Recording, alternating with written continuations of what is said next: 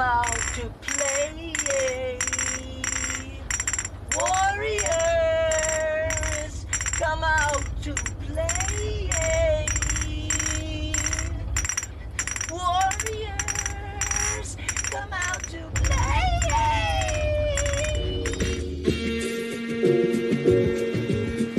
In Africa, I had a reason to be born there. So we have a God. We have our gods and we have our mode of worship.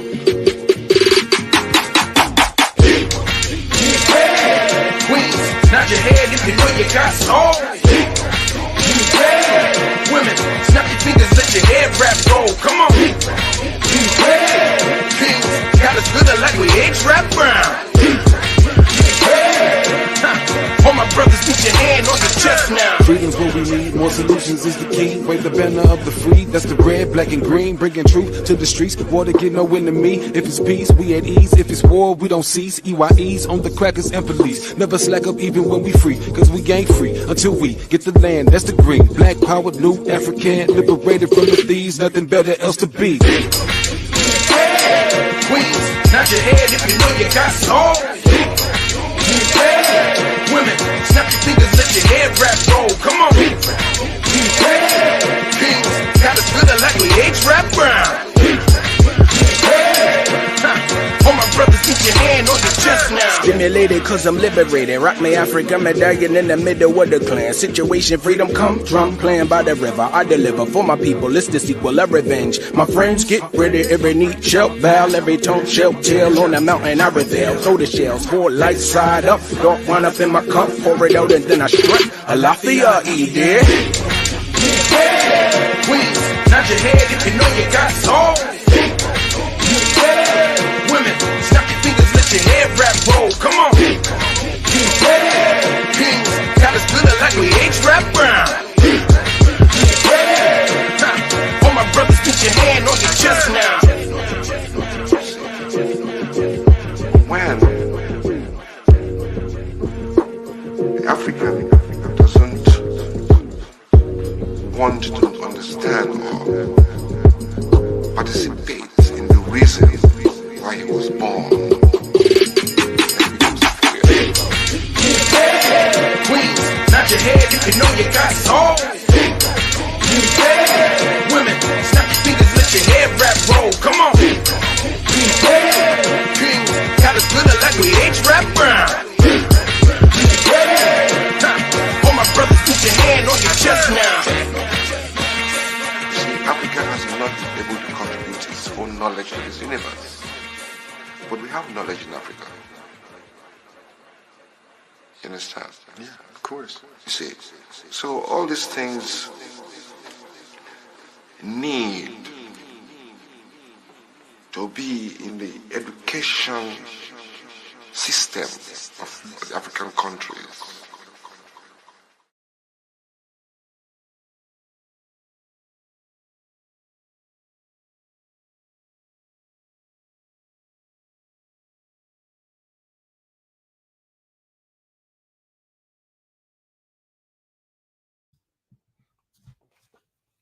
Lafayette, John Mayan Boca, it's your boy Sean P in the place to be. Please like the show, share the show, tell a friend. We're actually live. Um, I appreciate everybody tapping in to the previous bills. This is midday with the Mossi, so you know we got to come with some information. It's a couple of things that I want to touch on. I'm still not over the fact that uh, they're creating a whole new field of science that has nothing to do with science. Nothing. Natural aboriginal science. I just can't get over that. More importantly, I can't get over the fact of grown people not understanding what the scientific method is and how it is used and how science is a tool and how it applies. They talk about it as if it's a belief. And for the people that actually caught up to yesterday's bill, man, you know, shout out to you. And those of you who are planning on watching it, sorry that I interrupted it to go live. I don't really expect that many people in the building today, But I do want to kind of hash out and build on some things that Brother YK added today, which I was going to do the other day, but I got distracted.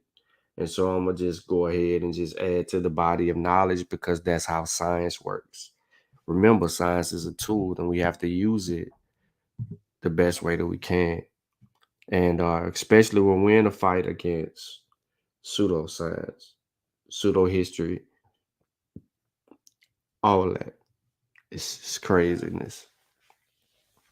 But hopefully everybody at your job, or you're not working and you're off today, or you're in between jobs or at lunch. I appreciate y'all tapping in. I'm gonna make this very interesting for those of you who actually come in. I don't know if anyone else is live. I haven't checked. But if y'all know somebody else is live right now in the families, let me know. But I do want to say peace to the chat, peace to Keenan, peace to Teddy, peace to Rock City. What's good? Peace to everybody else that's watching that hadn't commented yet, or possibly that will be commenting. I'm gonna go ahead and get this show on the road, man. Let me take you to a nice little place, right? Nah, I don't want to get into that yet. That's gonna be on the back end. I wanna share something with y'all, man. Cause this stuff is significant. Really, everything that we talk about is significant, but let me move this down here with that. I want to come right out the gate swinging. All right. So I don't want to leave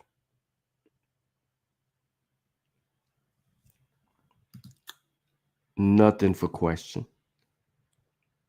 at all. So my first source, of course, all my stuff is in the description of the video. So in case I'm just moving through information and you're unaware of what it is that I'm actually referring to, you can capture all my sources in the description. The title of this particular source is Slave Trade, How African Foods Influence Modern America. Now, remember, there is a contention of people who argue about certain staple foods not being from Africa and that they always been here. So we have to deal with that the best way that we can. Now, okay.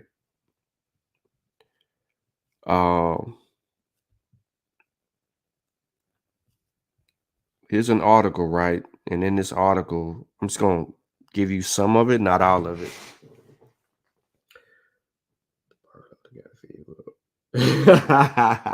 Asking to be a mod, huh? Yeah, what up, old dog, new tricks? But anyway, it says, what was your contribution to this year's commemoration of the International Day of Remembrance for the victims of slavery and the transatlantic slave trade? So the response to the question asked was this. I presented a menu that showed just how much the eating habits of American slaves influenced the food culture in the U.S. and the Americas in general. The ingredients and recipes came from Africa during the transatlantic slave trade.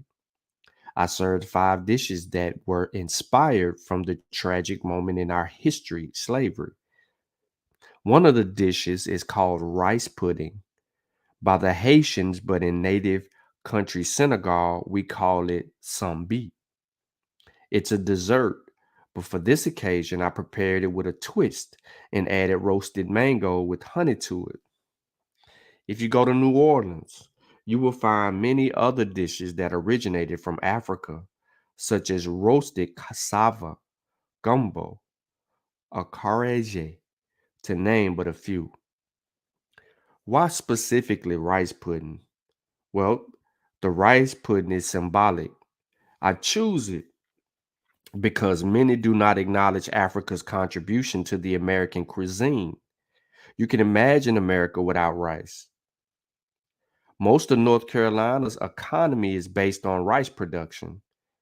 This grain used to be called the Carolina Gold. North and South Carolina had Carolina Gold. I did a presentation on this a while back too.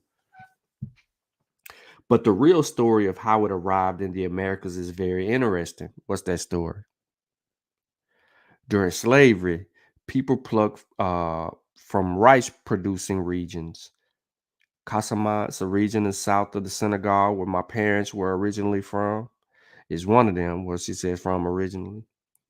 There were several raids there to find slaves, who knew how to cultivate rice, and they were shipped to the Carolinas of Mexico. The grain never existed in these regions before the arrival of slaves. I'm gonna run that back. I really ain't gotta run it back. I just tell you. She's telling you that there are grains of rice in South Carolina that are indigenous to West Africa, more specifically Senegal. These grains of rice cannot be found anywhere else in the region at all. You can't find it. Now,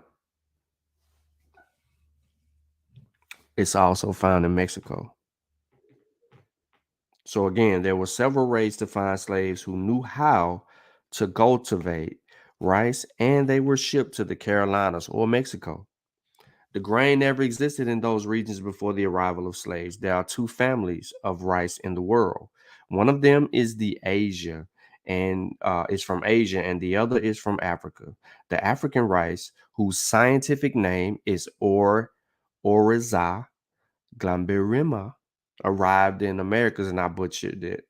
Arrived in the Americas on slave ships.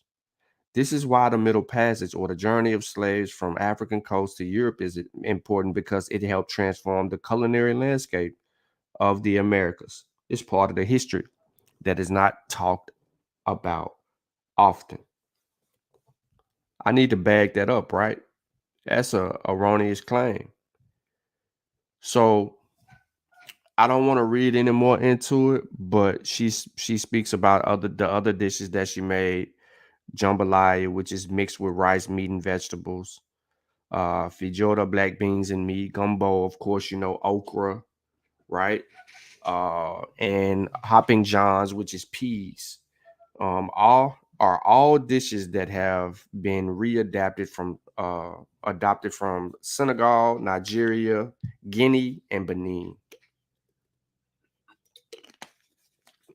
So, what evidence could support her? Let's take a look.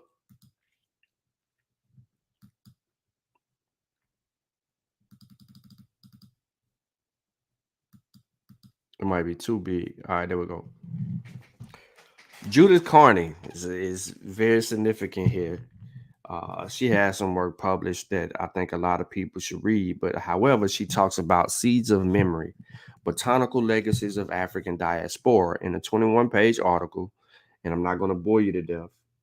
But in a 21-page article, she states some things. So I'm going to read you her abstract, and then I might hit on a couple of viewpoints. Decades following 1492 launched an era of European overseas expansion, which led to an unprecedented intercontinental exchange of plant and animal species. Literature of the Columbian Exchange, you got to remember that is a significant name during this whole 1400s, early 1500 period. There's this exchange. They called it the Columbian Exchange. If you look at the history, you look it up, you Google it, understand it for what it is worth, it tells you what the Columbian Exchange was. However, it emphasizes the New World and Asian crops that revolutionized the food systems of Africa, but ignores the role of African crops in the New World tropics. So this chapter draws attention to neglect the African components of Columbian exchange, the movement of African plant and food animals across the Atlantic Ocean and into initial periods of plantation development dependent on the transatlantic slave trade for their dispersal. Plants and animals arrived on slave ships together with African captives from whom the species were traditionally dietary staples, medicinals, and food animals.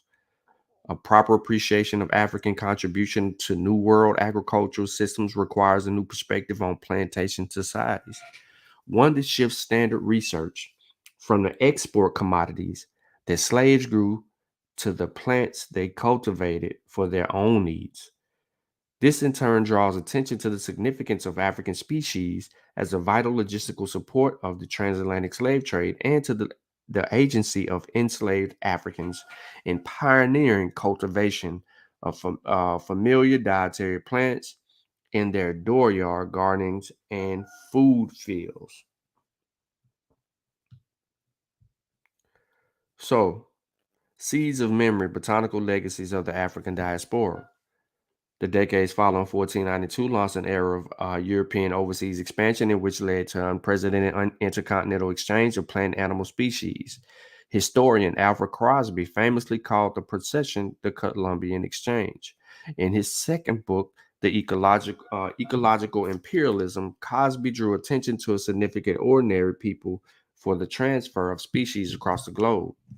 These were European immigrants to new lands, people who were not operating as administrators, scientists, or representatives of colonial institutions such as botanical gardens, scientific societies, and museums. With the plant and animal species that accompanied them, European settlers transformed the environments of Australia, New Zealand, and South Africa into, in Crosby's words, Neo Europes. However, the Columbian exchange literature ignores another important intercontinental species transfer that over the same period of time also occurred as a consequence of immigration. In this instance, the migration was not voluntary but forced, and the agents of dissemination involved not just Europeans but also enslaved Africans. Reference is to the African plants and food animals that provided instrumental for European colonizations of the New World tropics. The movement of the bio across the Atlantic to tropical Americas, the first century plantation development depended significantly on transatlantic slave trade for the dispersal.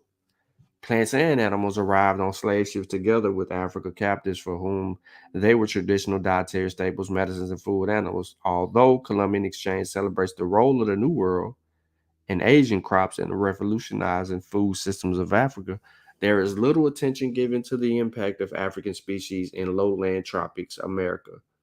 Of course,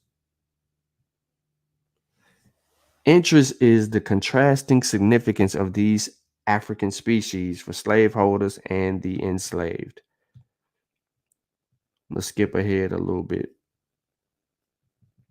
So the goal of this article is to highlight African genius and Africans' contributions to food commodities and agriculture here in the New World.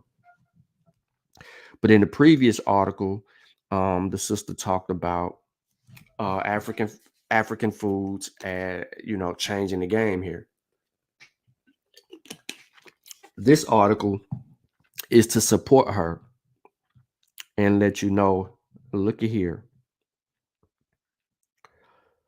Let me zoom out a little bit. You can pause the video, screenshot it.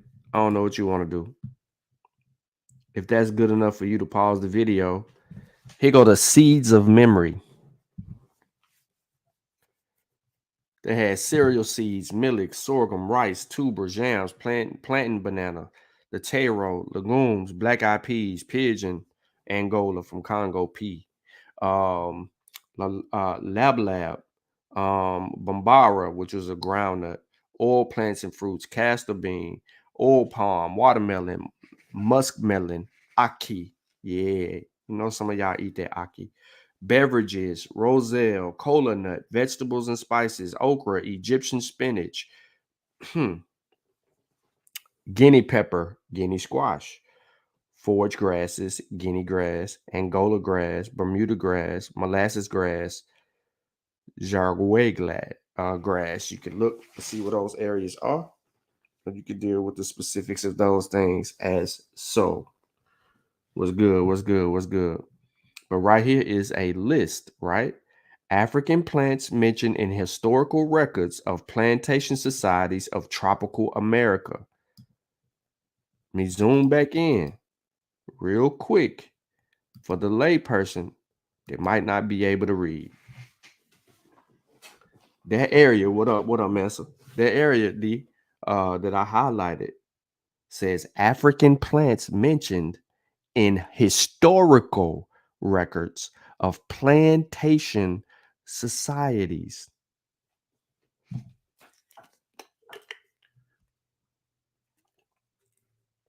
So This would show you the Africanisms in America right off the cusp.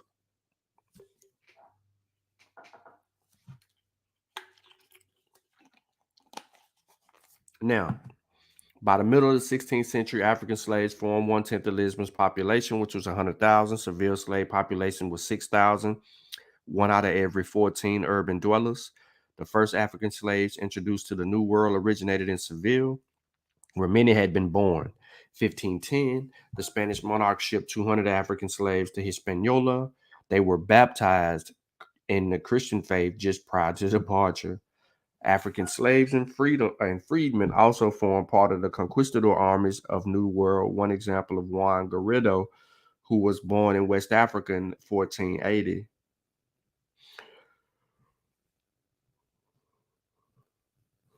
And he was enslaved by the Portuguese as a teenager and taken to Hispaniola in 1508. He was part of a contingent that landed in Veracruz, Mexico, with Cortez and his army in 1519. The anonymous figure depicted in Figure 2.2 may have been Garrido or another African whose destiny similar placed him as a participant in the Spanish conquest of the Aztec Empire. You heard that. So they knew who was African and who was not. Now, this other one says food grown in Africa as a vital support of the Atlantic. I'm not going to get into this.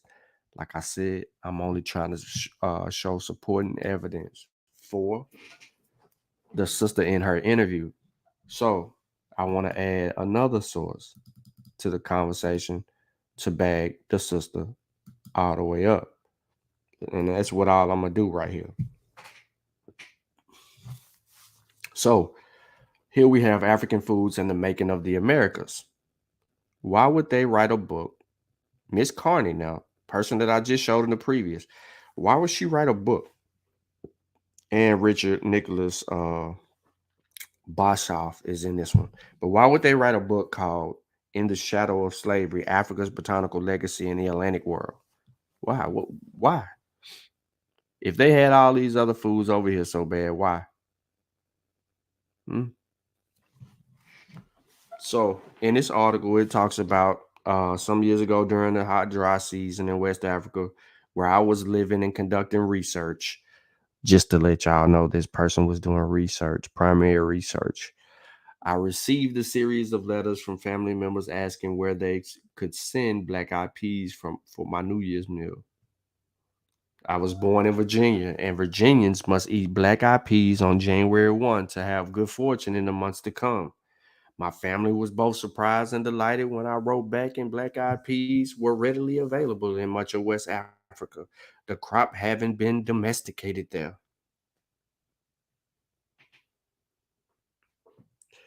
It's not a Chavis, it's not he's denying, it's Abos denying. A large portion of them, all the food that they succumb to and they eat that's a part of their diet, they don't know where it comes from. They think they've been here. You heard them last night say that they're Americans. They ain't no Africans. They're Americans. They've been here. They indigenous to this land. They Aboriginal. Africa didn't contribute shit. All right. So that my family knew little about the origins of one of our prized dishes is understandable. Few people know the details of numerous and important crop transfers from Africa to the Americas. Peep game. And until Carney and Rosmouth's delightful and Frederick Douglass prize-winning book, no one had written a comprehensive overview of the degree to which Africans as slaves shaped American diets. Africans in the New World did so by selecting particular seeds and roots from their homelands, planting them, processing what they harvested, and prepared their bounty as food in a manner informed by knowledge handed down from generation to generation. What is to be gained from Carney and Razov's book is the appreciation of Africans as more than laborers who shaped our hemisphere history. In the stinking hulls of ships and under brutal conditions on plantations, Africans preserved particularly sorts of knowledge that they drew on, applied, and bestowed upon their descendants. Africans, white, black, brown, are heirs to that knowledge. Our culture is informed by Africa, whether we all know it or not. With evidence drawn from the fabulous array of sources and readable prose, In the Shadow of Slavery, take readers on tours of African gardens throughout the Atlantic, from Guinea to Angola, Virginia to uh, Baja. And the book begins with a lot of Africa's food history, follows Africa plants across the ocean, and then explores the ways that Africans and their descendants fostered them in American setting. It also considers American crops that were introduced to Africa, which was maize and cassava particularly. We know that. Food crops of African origin that made their way to the New World included yams, okra, hibiscus, tamarind, guinea millet, watermelon, sorghum, and the oil palm or palm oil. So there is okra that does come from Africa here. You had people saying that okra did not. Now, it's some okra in South America, but we in North America. And we know dang on well North America did not have no okra. So I'm going to pause right there because, I don't want to go too far, get too far ahead. I'm only trying to build a case for an interview, which I used out the very first source. I just want to have some fun with it a little bit. Let me move my chair real quick. I got to stand up for this. Hopefully y'all can hear me all right. It says Rice reveals enslaved Africans' agricultural heritage. Did enslaved people contribute more than solely their labor to success of rice plantations in the New World? In pursuit of the answer, one researcher is extracting little bits of memoir trapped inside rice grains.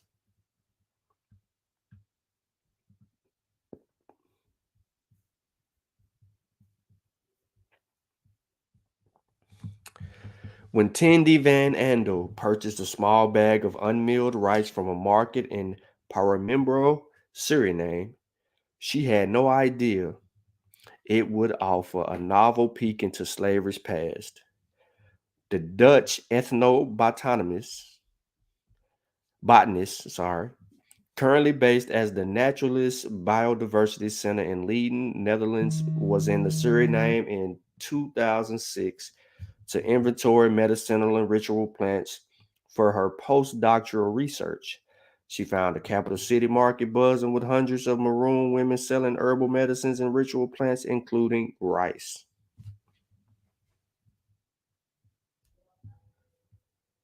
Yeah. Suriname's Maroons are the descendants of enslaved individuals who escaped and who were able to maintain their independence by taking refuge in the country's interior rainforest despite their early struggles to subsist in a foreign landscape. The Maroons survived and even managed to keep their culture alive. Today, there are more than 200,000 Maroons, the majority of whom live in Suriname and French Guiana, which a small population also in Netherlands. I'm going to pause right there. I'm going to pause right here because I want to let me show y'all this right here. I want y'all to look at that.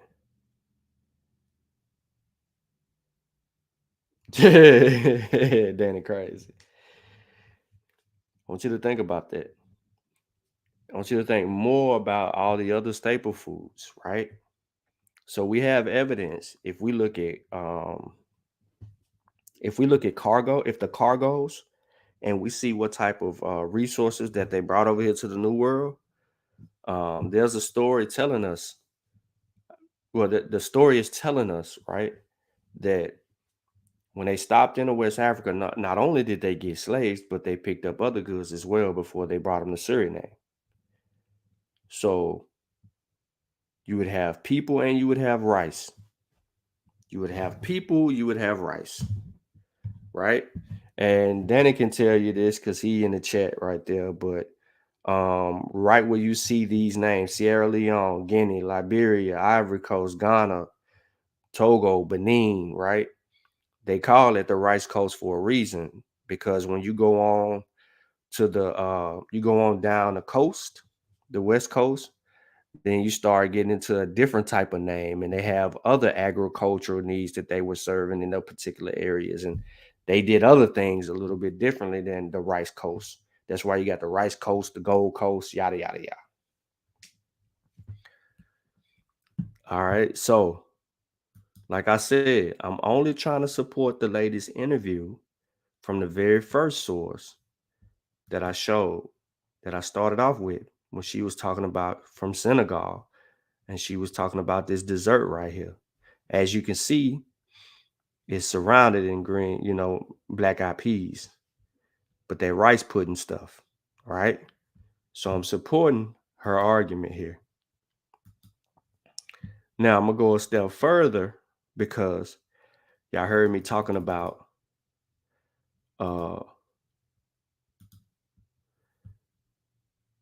hair and rice and all of that stuff. Okay. Now, are y'all like Judith Carney on everything? She is. She wrote a whole book on the subject matter. She did. As a matter of fact, hold on one second. Let me get over here and see if I got this book. Where my book at?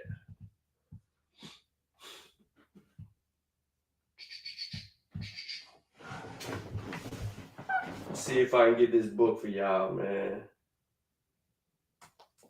It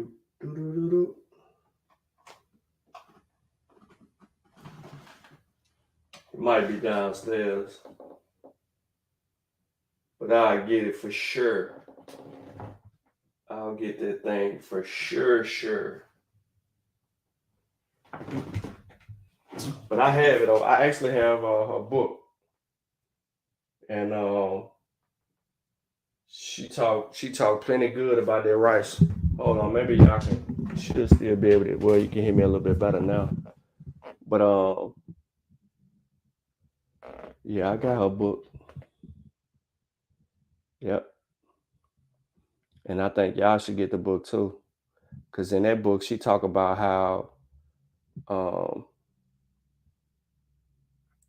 how they basically set up things and tilled the land.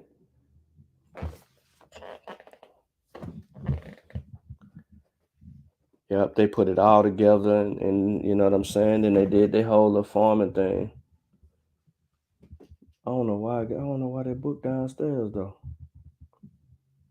It shouldn't be.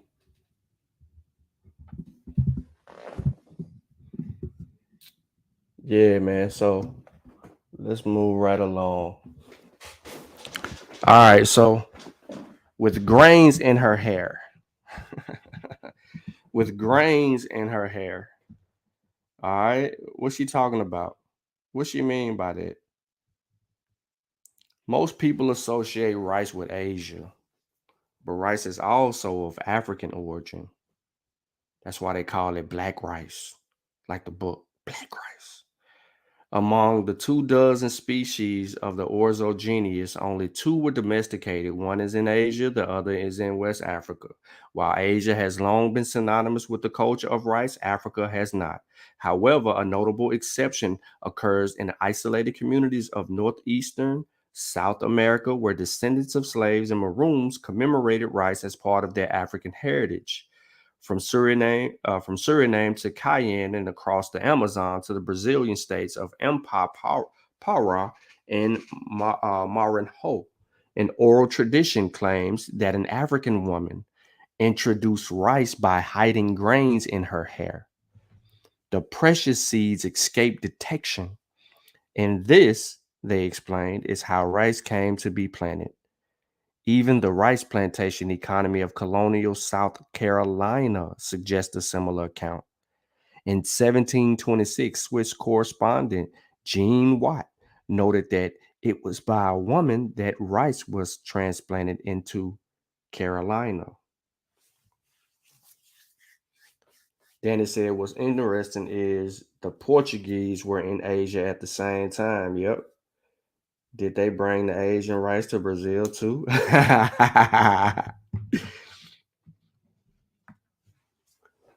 All right. So the oral narrative presents a contrast perspective of the transoceanic seed transfers that took place between the 16th and 18th centuries. It substitutes the usual agents of seed dispersal celebrated in Western accounts, European navigators, colonialists, and men of science, with an enslaved African woman whose deliberate effort to sequence the grains of rice in her hair enabled her descendants to survive in plantation societies. The oral history links seed transfers to the transatlantic slave trade, African initiative, and substance preference of the enslaved. This view of rice introduction is established across a broad region where three European powers created plantation economies. It sharply contrasts with written accounts that credit European mariners with bringing the seed from Asia. The only shared perspective between the two versions is that rice was introduced to the Americas. This paper focuses on the history of rice in Brazil, though, where the cereal was grown in the substances century earlier than its appearance shortly after the founding of the Carolina colony in 1670. It offers a comparative perspective on cereal's introduction to the Western Atlantic during the colonial period, while engaging scholarship that argues enslaved West Africans already practiced in growing rice for substance, established its cultivation export commodity from initial cultivation for substance to the emergence of rice plantation economy 200 years later. Brazil followed by a development trajectory similar to to that of Carolina. Moreover, it shares the rice origin legend of Cayenne and Suriname with crucial emendation, as it is told by descendants of those forced to labor on the Maranhão rice plantation. An examination of Brazil's rice history provides a comparative case study of the cereal's history in the Americas under a contrasting colonial experience, Portuguese versus English, power relations, European compared to enslaved African, and historical claims, oral versus written. The objective is to illuminate the immigrant cultural traditions that initiated the establishment of cereal in the American Atlantic for substance and export.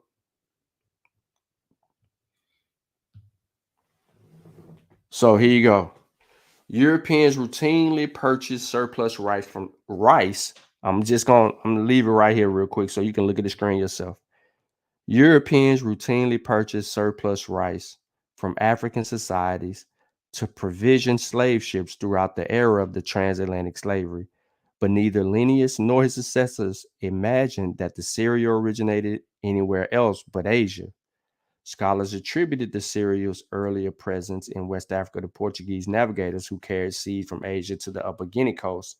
This view only came under scrutiny at the end of the 19th century when colonial botanists increasingly suspected the red rice grown throughout French West Africa was an independent species. By the middle of the 20th century, the international scientific community corroborated this hypothesis. However, the botanical confirmation of the indigenous African species did little to displace the long-standing view that Europeans introduced rice culture to West Africa and the Americas.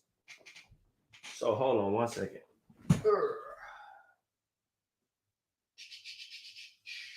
I'm looking for another book. I gotta where you go? Here you go. Man. Boy, if it was a snake, it would have bit me. But the evolution of rice economy in colonial South Carolina brought attention to the cereal's history in the Americas. Peter Wood in 74, Daniel Litterman 81 added a critical perspective to the prevalent view that planters lacking prior experience with rice farming ingenuously figured out how to shape the colony's wetland environments for cereal cultivation. They drew attention to the prior familiarity with rice cultivation in many enslaved West Africans, the early establishment of the cereal, and the deliberate importation of ethnic groups with that knowledge as the plantation economy developed. Mind you, they knew the difference between the rice that grew in Asia and the rice that grew in West Africa because they were distinctively two different species. Right? So, real quick, I'm gonna stop sharing and I'm gonna get back to that source. I don't want to come up off of the source, but I just wanted to put this in y'all face. Right? Just the book. The African Origins of Rice Cultivation in the Americas. This is the book.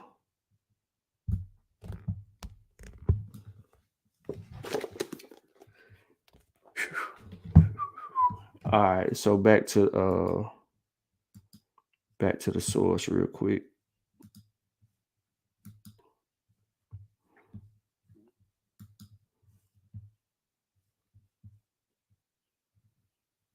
All right, so Carney's research showed that descriptions of African rice cultivation were already widespread in the earliest Portuguese accounts of voyages to West Africa.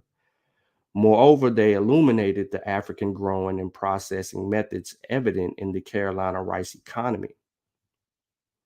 While based on just one study, archaeological research in the Niger River inland delta in Mali confirms the presence of African rice in the soil horizon 2,000 years ago.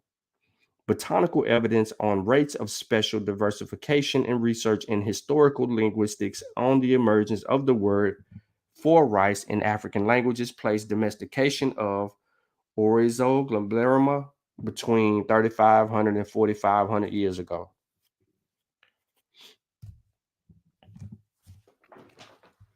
So, right around when Egypt was booming and going through its in and out of its phases and stuff like that, there was people over in West Africa that knew a little bit about rice. Is that what they're saying? From its presumed domestication in the Malian wetlands, African rice diffused over a broad area. On the eve of the Atlantic slave trade, the cereal was planted along the coast from Senegal to Cote d'Ivoire and inland all the way to Lake Chad in the country by the name. When European slavers arrived in the indigenous West African rice region, they encountered this dense African populations thriving on botanical achievements of their civilization, which, in addition to rice, had domesticated sorghum, millet, and yams. Following the precedent of Portuguese navigators, Europeans relied on many of these staples for food and routinely purchased surpluses as provisions for the slave ships. Centuries of transatlantic slavery brought repeated deliveries of African staples to the Americas, an opportunity for the enslaved to establish their dietary preferences in the American Atlantic. The introduction of rice depended on the transfer of seed, as well as a method to mill the cereal for consumption. The archival record reveals that European enslavers purchased red rice from West African societies for food at times milled, but frequently in the husk, which meant that it had to be milled absorbed ships. Unmilled grains can serve as seed rice. A few surviving archival records and images indicate that aboard slave ships carrying unmilled rice, enslaved females were charged with milling the grains by hand with a motor and pestle, and well, as was customary in African societies, and we'll show the figure. The maroon legend of a female ancestor introducing rice from a slave ship is thus grounded in several historical facts. So let's deal with it. The indigenous African cereal was a dietary staple of many African peoples living along the upper Guinea coast. Unmilled rice figured as provisions across the Middle Passage, and slave females milled the cereal with their traditional African method. Any unhusked grains remained from a slave voyage could have served as the seed rice mentioned in the Maroon legends. Rice was established as a subsistence crop within the few centuries of Brazil's colonization, as were many food that originated in Africa. The Jesuit priest Jose de Acheta, if I said that right, noted in 1560 that from Guyana, there are many squashes and beans that are better than those from Portugal. Other plants of African origin grown in the early plantation era included okra, pigeon peas, black-eyed peas, millet, sorghum yams, and the African oil palm or palm oil. Hibiscus, sorrel, milagüeta pepper, tamarind, and castor bean, whose oil was used for lamps. Many of these plants would give regional Brazilian dishes their distinctive taste in a manner similar to the role of African dietary staples in the soul food of the U.S. South. As growers and cooks of both food and export crops and plantation economies, enslaved Africans left a culinary legacy that is seldom considered in standard historical treatments of rice origins in the Western Atlantic. The neglect stems in part from a scholarly bias that privileges the seed over the cultural forms of knowledge that guide crop adoption elsewhere. In emphasizing seed diffusion from one part of the world to another rather than the purpose such seeds serve and the process that originally led to their establishment, Europeans placed themselves in the foreground of historical narratives. But rice culture depends on more than the mere exchange of seed. Indigestible husk be removed through a processing method that keeps the grains whole.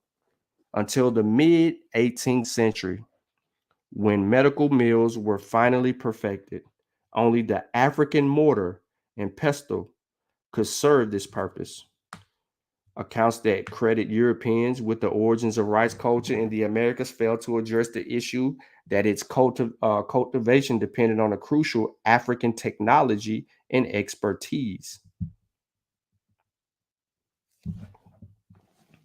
African technology and expertise.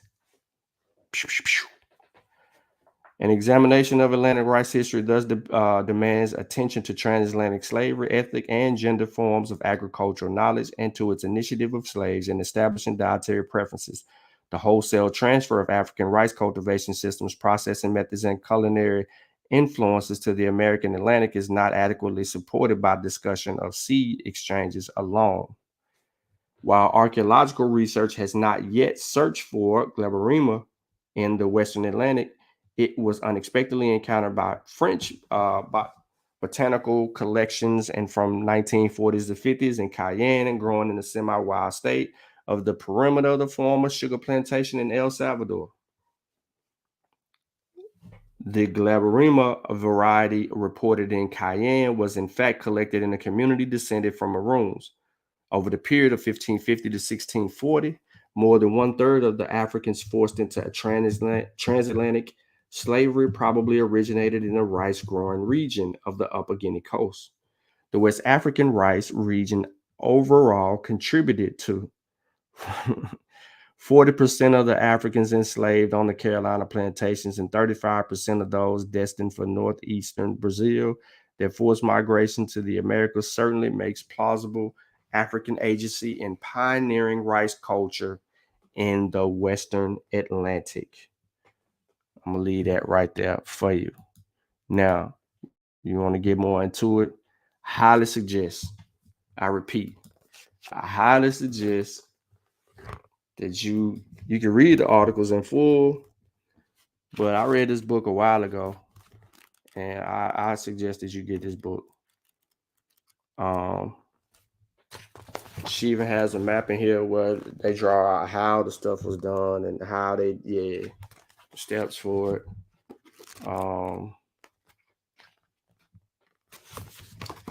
Look at where she put the ships at.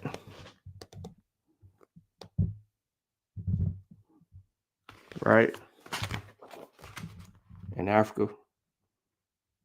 South Carolina, Georgia, where those little, that's where they was doing all of the rice making.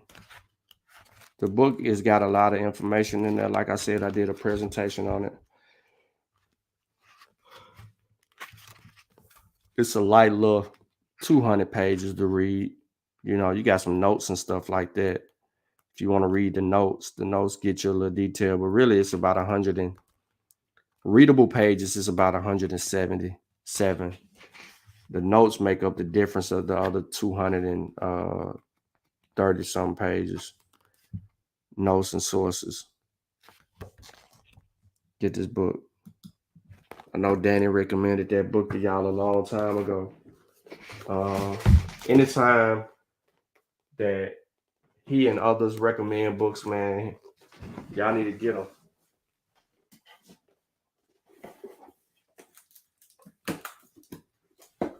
So, no, I don't want to get into that. I'm finna get into something else. Now, before I kind of move on real quick, what up, Wise the Dawn TV? What's good with you? Before I move on, man, I want to kind of recap again, man, this foolery. So, let me just deal with this real quick, y'all. Let me get it out of the way real fast.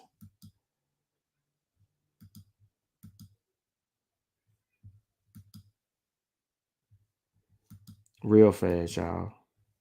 So I got this Live Science article up on the screen. Don't laugh, okay? Don't laugh. But the name of the article is called Science and the Scientific Method, Definitions and Examples. When you hear people talk about natural aboriginal science, that should immediately throw up a red flag. And then when you hear the people on the panel that says that whatever you study, that's a science, you need to run far away. Run. Don't look back. Run. Act like it's the police behind you. Run. Get away from them fools. Because it's not going to get better. It's just not. So, in the article, I shouldn't be doing this, but in this particular article, it's going to support everything that I've already said. It's going to tell you that science is a tool. Science job is to reproduce. Just look. The word science is derived from the Latin word scientia, which means knowledge based, right? So we stop right there. We know science requires you to know and to do. This is what I said to keep it simple. Science is derived from the Latin word scientia, which means knowledge based on demonstrable and reproducible data. Just right there. It's over. So you have to know, and then you have to do, and then you have to be able to reproduce.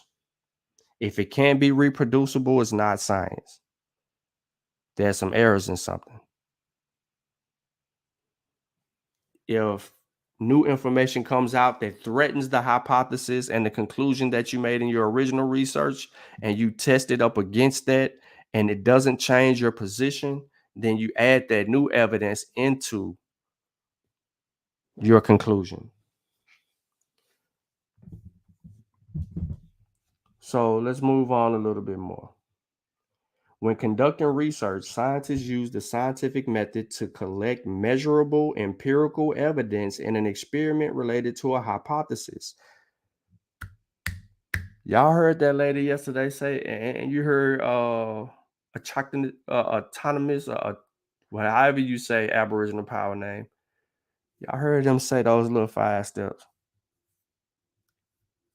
This tells you that when conducting research, scientists use scientific method to collect measurable empirical evidence in an experiment related to a hypothesis, often in the form of an if-then statement that is designed to support or contradict a scientific theory. As a field biologist, my favorite part of scientific method is being in the field collecting data. That's what James Tanner says. But what really makes that fun is knowing that you are trying to answer an interesting question. So the first step of identifying questions and generating possible answers. These people said you ain't even got to ask no questions. What is you doing a research for? What up, Infinite? The hell is you researching for? So, look at this. Look at this shit. Look at it. Look at this shit. Let me see if it'll come up bigger. Well, I clicked on a picture to see if I can zoom in. Somebody tell me what the scientific method is, because I thought I was crazy when I said you can. Observing is the first stage, but after observation, it should formulate questions. Your questions can then should be able to formulate a hypothesis. Your hypothesis should be testable. Therefore, you would be in the experimental phase. Once you come out of the experimental phase, if it's unglazed, you analyze your data, right? And then draw a conclusion. If your data does not support, then you have to start all the way over. If your data does support, right, then you can go ahead and draw your conclusion and continue to, do your thing. But it's this what people don't understand. My bad. And I know I made this big, but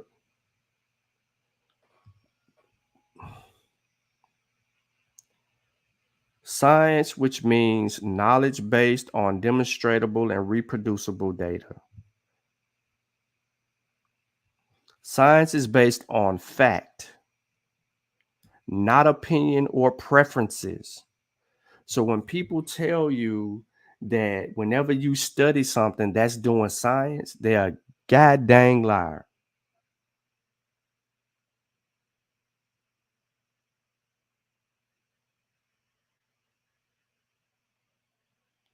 The process of science is designed to challenge ideas through research. One important aspect of the scientific process is that it focuses only on the natural world, according to the University of Berkeley.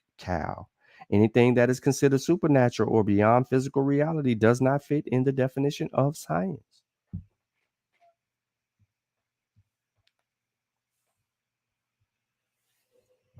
It's sad that I would have to do this elementary stuff, but it is warranted.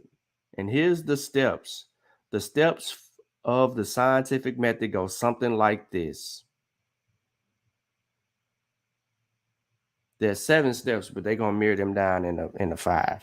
Make an observation on observations, form a hypothesis, tentative description of what's being observed, and make predictions. When you're making predictions, there you go. You're formulating what needs to be formed. Test the hypothesis and predictions in experiment that can be reproduced.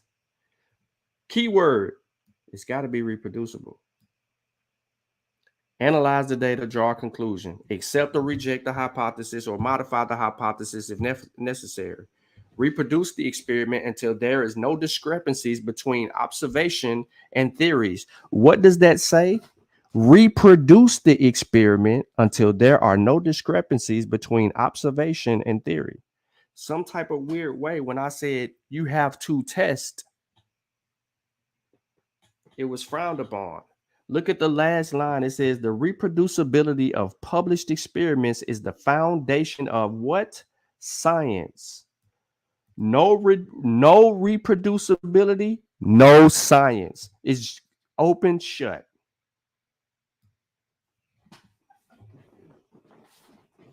No reproducibility, no science. It's not science. If we can't reproduce it, it's not science. Straight like that. Some key underpinnings to the scientific method, and they get a little bit more specific. I know this is huge on this page.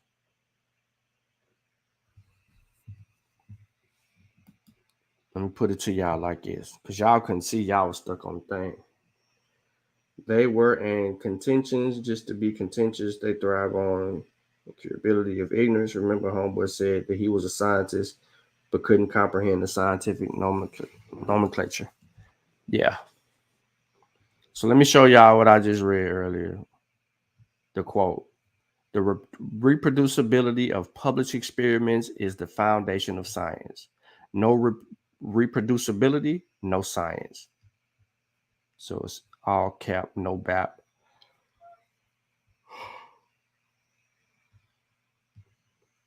All right. This is a good article, and I left it for everybody, but I'm not going to go too far into it. I just wanted to highlight some of the key points to get it out of here so people can quit crying and understand what science is. I thought they had a video in here. I was going to show that joke. Shoot. But there y'all have it. So let me change this. I got a couple of more sources that actually support what was just said, and then there's a book that I put in there, but you might not want to buy it. But for those of you who may be interested, it's called Reproducibility and Replicability in Science. It's about a $65 book. And it talks about the things that I just basically mentioned when you're talking methods. And then there's one, Writing Clear Science. Writing Clear Science is a good little article too. It says, what do scientists do? Scientists solve problems, create new things, come up with new ideas. Let me share it. What up, Melanated?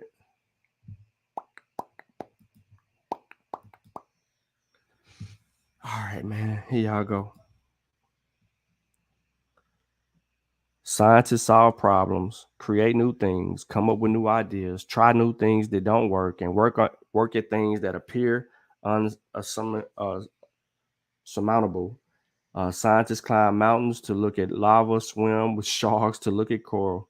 I'm gonna leave that right there. Scientists are not always certain. All right, wisdom, perfectionism. Science is not perfect. Science makes mistakes. The checks and balances of science is also, so this is a unique study, and it's pretty good for everybody to want to do that. So I left this here for y'all as well.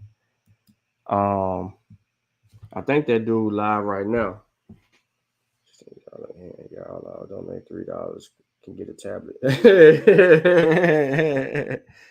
Yeah, he ain't shit, yo. Dude said that. He said that too.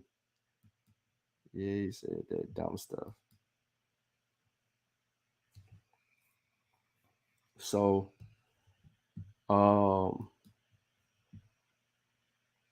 that's really all I got for right now, man. Science is also self-correcting. That is a fact.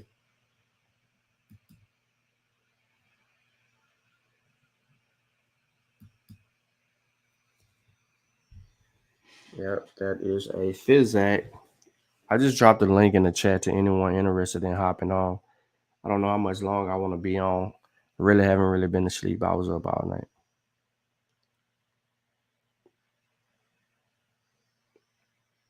Yeah, he bleeding for money. Let's go. Let me see if I can. Let's see. Give me a second here, real quick. Let's see if we can have a part 2.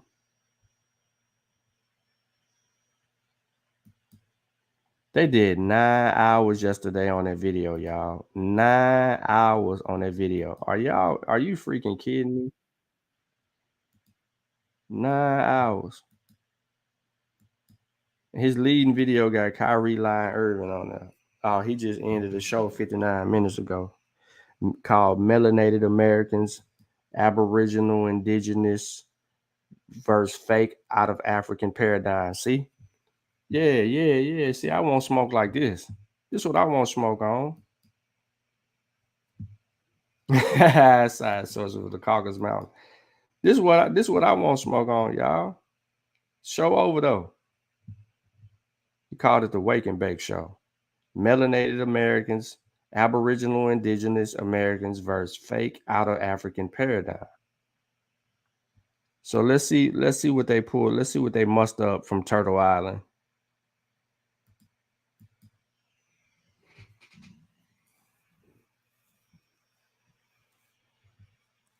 .424, peace and blessings. Peace and blessings. I just want to make sure I'm shouting out. All right, Z baby, we're about to get into it right now. So I'm glad you're here with it. You can go ahead and start it. Go and hit the. Let's go ahead and start, you guys. Let's see if melanated Americans, indigenous Americans. Come on, bro. Fact that there are 18 temples in the Grand Canyon at the Pause. Let me bag back real quick. Now, remember yesterday I was talking about people's research methodology, right? I was talking about people's research methodology, and I was talking about how people don't read, right? They don't read to know. They look for their biases. So watch this. And I'm going to make this big on the screen. But before I do that again, let me do this because, I don't want to know. And this is probably my last day entertaining this ignorance. I said the name of the $65 book. It's in the description of the video as well.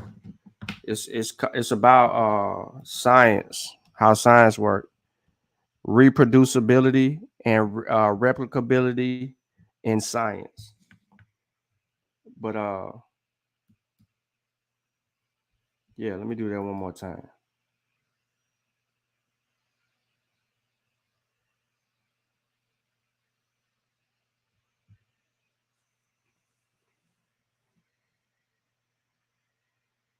Yeah, they did a whole 9-hour show.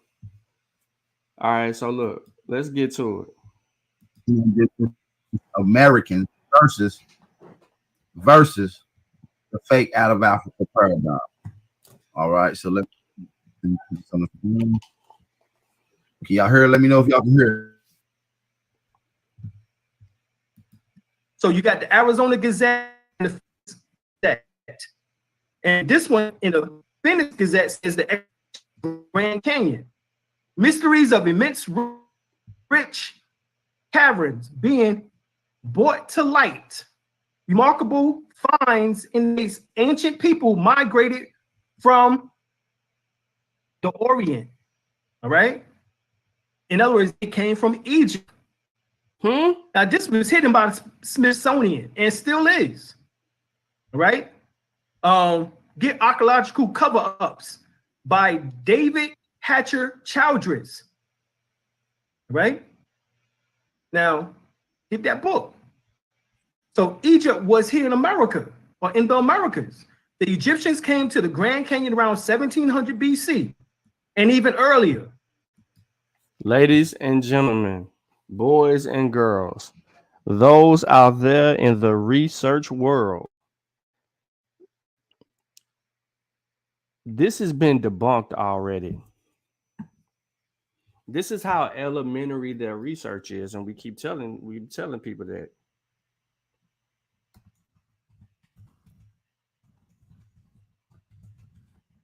Dude was trying to sell newspapers. The Smithsonian never agreed with that. So I'm going to give you 2 articles, right? Look at this. What does this say, y'all? This is what he's using. What does this say? The hoax of 1909 Egyptian artifacts in the Grand Canyon. The hoax of 1909 Egyptian artifacts in the Grand Canyon. So this is what he's using. So listen. First, it did not have any photographs of any artifacts for such historical breakthrough. You think that there would be at least one photo, right? So there was no photo. 2, the Smithsonian had no record of receiving any artifacts from an excavation at the Grand Canyon. Even in those days, museum professionals kept very careful records of every single artifact they received. Yet they had no record of an Egyptian artifact ever being found anywhere in North or South America. And finally, those professors, Jordan and Kincaid or whoever they claim to be, Did not even work for the Smithsonian. Turns out neither man even existed. The other article is the Smithsonian speaking themselves. Now, I don't know who's presenting, but if someone is presenting this information in their argument, it is pseudo. And this is going to back that up as well. So let's get back to the craziness, and let's see who's presenting and why they're presenting this. All right. Sometimes it be taking these dates off, but these zeros off these dates. This is proven by the fact that there are 18 temples in the Grand Canyon at the my bad. Look at the top of the presentation. Well, you can't really see it, but it says so my 18 temples of the Egyptians, of the ancient Kemites. It says Washita Moorish Science something. It's called the Washita Moorish Science. It's right behind the title of the show. So let me do this. Let me blow this page up a little bit more. And let me see if we can get rid of that. But look up here in the red. Listen, but look up here in the red if you can see it. What is known as the ancient. I need y'all to hit that like button. I need y'all to hit that like button real quick. I need y'all to hit that like button. Let me know if y'all can hear it loud and clear. I don't want to, we got somebody help. Look, this is Alim. They call him a doctor. Dr. Alim Bey's presentation.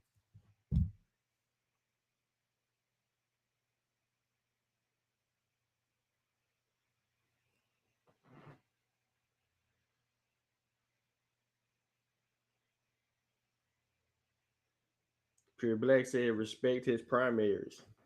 He said, all I wanted to do was to teach people how to research more than anything else. Mission accomplished.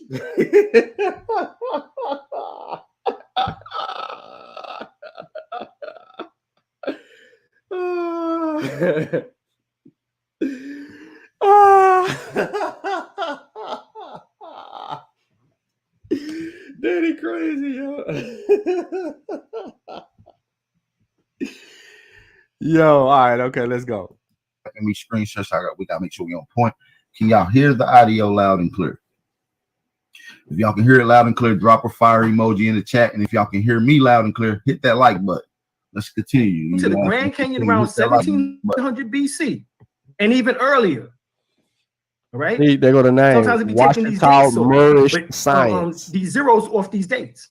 This is proven by the fact that there are 18 temples in the Grand Canyon at the so my 18 temples of the Egyptians, of the ancient Kemites, or what is known as the ancient Temerians. Right? During the time of the 18th dynastic period. Akhenaten is said to have come here. What? Right? The Amana family, which is from Nefertiti and Akhenaten. What? Uncle Unten. All right. So Childress goes on and says, perhaps the most amazing suppression of all is the excavation of the Egyptian tomb by the Smithsonian itself in Arizona. A lengthy front page story of the Phoenix Gazette on April the 5th, 1909, gave a highly detailed report on the discoveries, excavation of a rock-cut vault by expedition led by Professor S.A. Jordan of the Smithsonian. The Smithsonian, however, claims to have absolutely no knowledge of the discovery or its discoverers. You see, they don't want you to know this. Now, the emperor. Look, yeah, they don't want y'all to know this. They don't want y'all to know this stuff. Okay. I'm finna tell y'all why they don't want y'all to know this stuff. All right. 18 myths surrounding the Grand Canyon tourists should know. All right. I'm gonna skip all the way down here.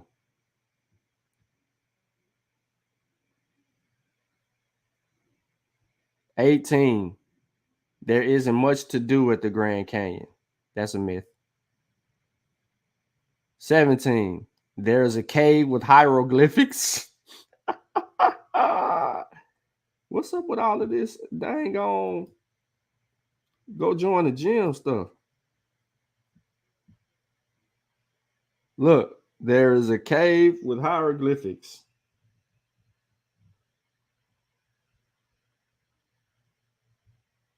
I can stop now. Ain't no cave with hieroglyphics anywhere.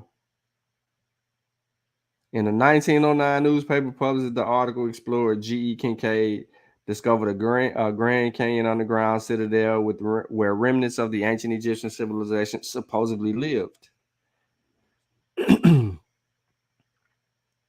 Kincaid mentioned that these caves house mummy shrines, war weapons, and even hieroglyphs. However, most people claim that this is just a hoax and that Kincaid simply mistook a Native American site as Egyptian. There are traces back to Ramesses. 1909, same paper. There was an ancient civilization that ruled. I'll stop right there. Y'all get the point. So I can't believe here in 2023 that someone would still be showing a presentation of the fake claim in the Grand Canyon. So here's another one. Oh my geez. Right? Empress Verdiaski Tierra Washington Tournica Gaston El Bay. Right? Alayhi Salam, may she rest in peace. Rise in power. According to Earthways, the newsletter of the Sojourning Truth Farm School. Let's give a moment of silence for one of the oldest active chief and empresses from one of the oldest Aboriginal nations on the planet, one of the oldest nations on the planet. Let's give a 30-second moment of silence for that. And that's for all the falling ancestors, grandparents that we have. Let's give a small 30 seconds to our ancestors that's still blessing us from the other perspective. Bro, listen.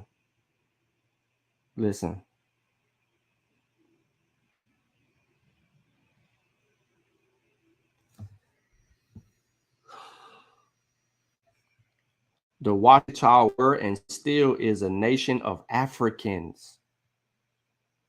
I'm confused, y'all. What are we doing? According to Earthways, the newsletter of Sojourner Truth Farm School reprinted the Freedom Press newsletter. Empress Verdi's Tierra Washington. So somebody put Washington in there. Tunica Turner, Ghostin El Bay states, the Washita were and still is a nation of Africans, Africanu, who existed in the southern U.S. and Mississippi Valley region long before the 16th century. And even before there were Native Americans, the so-called red man on the lands of Washita, once occupied and still occupied today. That is bullcrap. There is no El Hablo group found in the Americas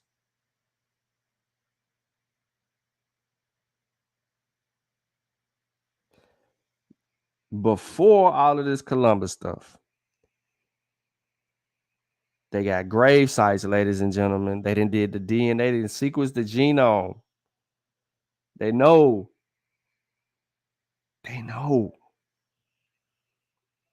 What are we doing here?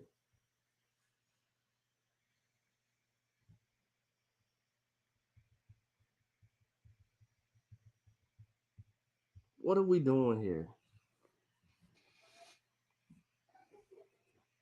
Well, Dr. York is pseudo Anansi, and his pseudo is the woke knowledge source.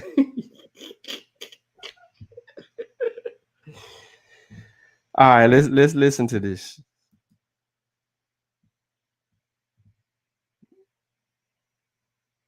They still giving her a moment of silence right now, y'all.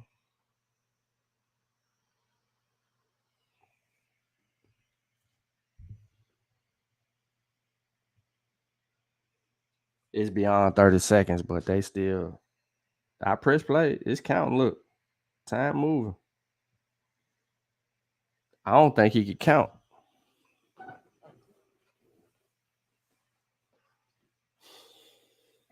Beautiful, beautiful, beautiful. Shout out to everybody in the building, man.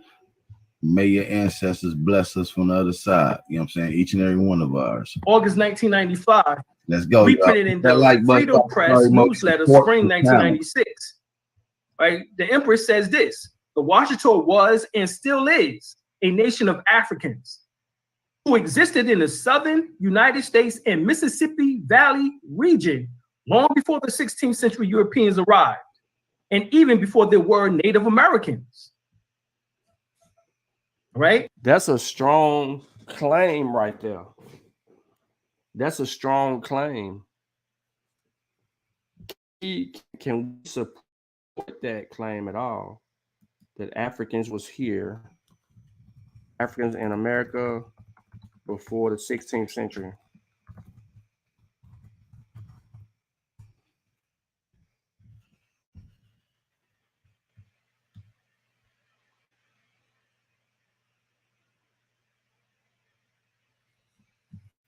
Before the red man? Nah, that's what it said. Hold on, let me go back and see what it says. Nations long before the 16th century. Before the red man.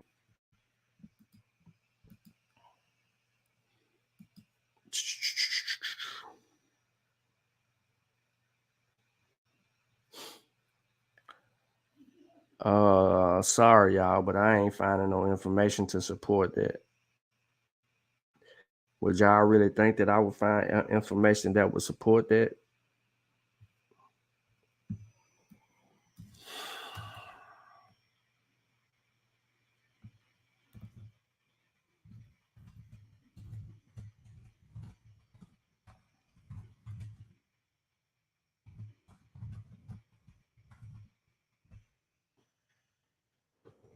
Remember, well, I ain't even got to show this again, but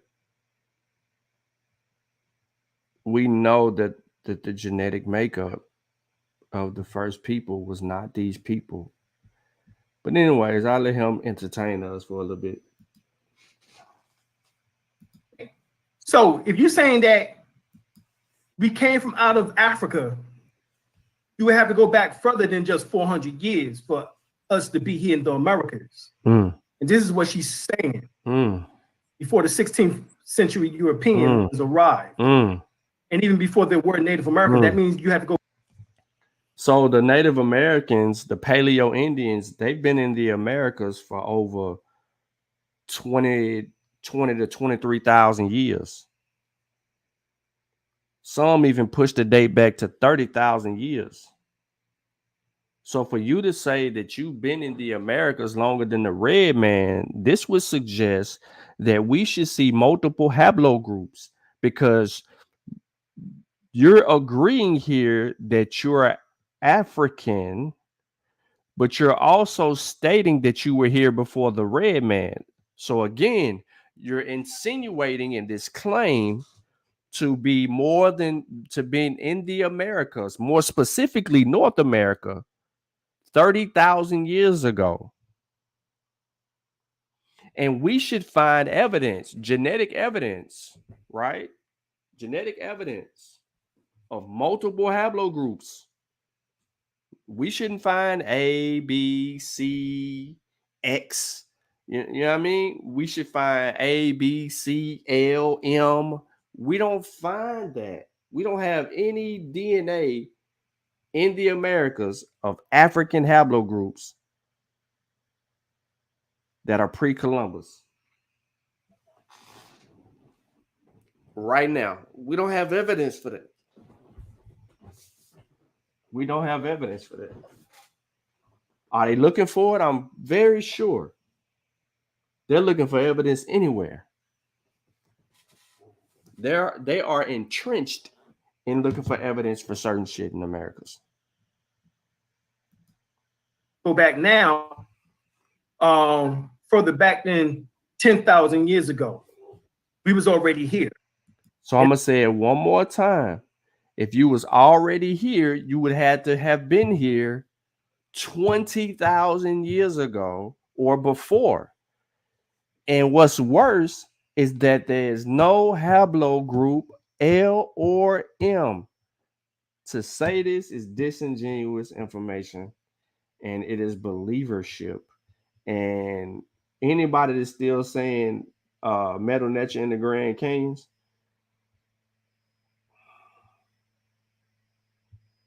yeah, that's a problem.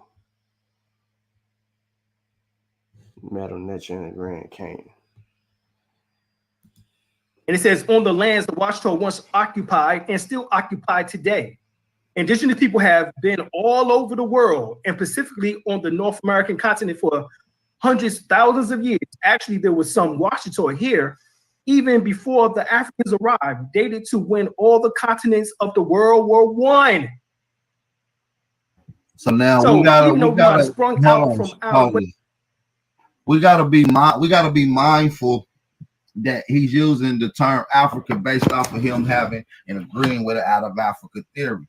But I don't want to horn us in on his belief of a theory. I want to horn us in on the actual facts that people was here. And he's saying that people was here before a Pangea and after a Pangea. They was here before any cataclysm and after any cataclysm. And so, you know, I want to make that clear. We don't want to horn us in on that Africans coming here. We don't want to really, because that's a theory that he believes in, but we want to horn us in on the facts that people was already. Bruh, he's reading a source that's telling you this. And then you just said all of that, and you said you keep using the word facts. Autonomous one, aboriginal power. You're misrepresenting what are facts. Facts are a collection of evidence. You don't have evidence for your black ass being in the Americas before the red man. And I'm telling you right now, we have evidence of Paleo Indians that date back to the last glacial maximum. You wasn't even around. How did you survive? Where is your culture? Why come when they were digging near lakes, creeks, rivers, they don't find nothing from you, but they can find bones from two little boys that are like 9,000 and 10,000 years ago and sequence a whole genome? That ain't rare. What do you listen? And oh my goodness, dude, first slide is Pangea, y'all. The very first slide is Pangea. The very first slide, 265 million years ago. It is Pangea. Already here. I just want that to be very, very, very respected. Indigenous people have been all over the world, and specifically on the North American continent for hundreds, thousands of years. Actually, there was some Watchtower here even before the Africans arrived, dated to when all the continents of the world were one. So even though we might have sprung out of what they now refer to as Africa, of course, you can't refer to it then as Africa, because all the landmasses were together. We spread it out through all of what now becomes the 7 so-called continents.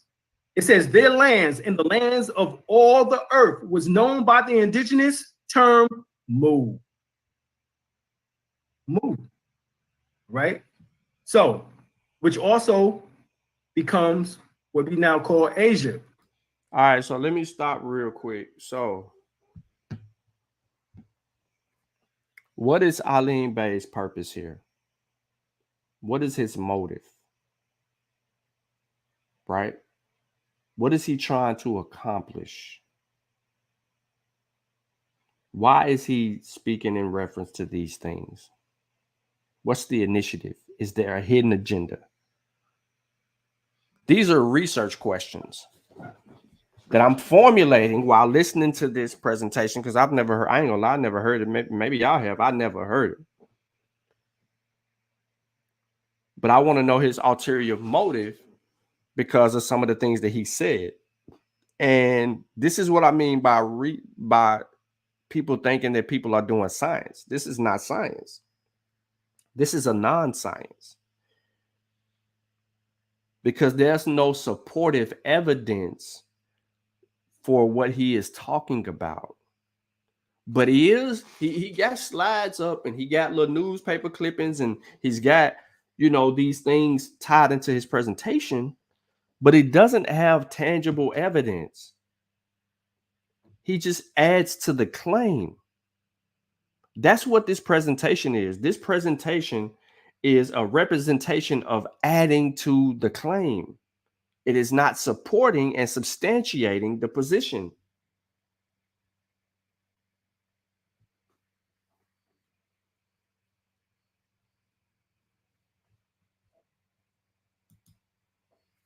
All right. Now, these four are the first Pan-Africanists and the first Afrocentrics or tricks. Right? They're responsible for creating the out of Africa and hominid ape theories. Now, I don't have a problem with the out of Africa, but I do have a problem with the hominid ape theories, as I would. And that's what he said. He don't have a problem with it. We do, because we know that the out of Africa theory is in line with Darwinian theory. What the freak is a Darwinian? What? Okay, all right, y'all. Okay, real quick. First of all, there's no Darwinian theory. Okay, let's get that out the door. Right? There's no evidence. I repeat, there is no evidence that supports that hominids, more specifically Homo sapiens sapiens, were already populating the Americas before the other hominid stages. There's no evidence of Homo sapiens sapiens anywhere. The earliest Homo sapiens sapien bones have been recovered, shown, and demonstrated. The earliest evidence of human evolution on the continent of Africa, shown and demonstrated. Evidence.